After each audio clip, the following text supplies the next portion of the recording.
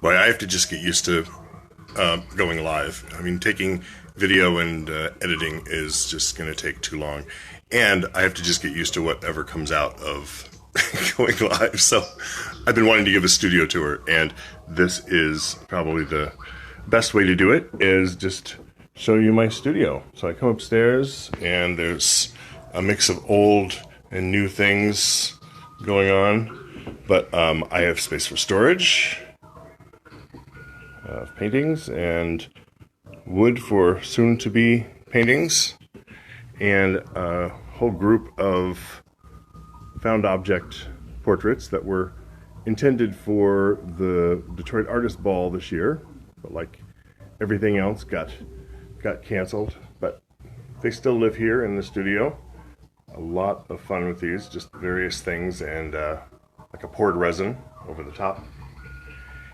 But I have occupied the whole top floor of our house, the attic, and it's great. I have enough room for some space to relax, some records, for the purposes of the video, so I don't break any copyright laws. I'm going to just let my keyboards go in the background, which is one of my favorite things to do while I'm painting, is just let the synths play. But here's the real part of the studio, my easel. And the three paintings I'm working on right now are these three kind of floating, falling, diving figures.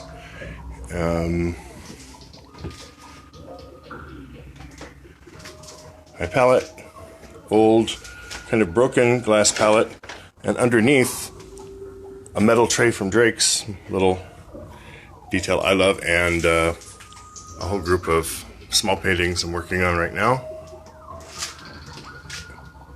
And, you know, lots of storage and other things going on for various things that are made and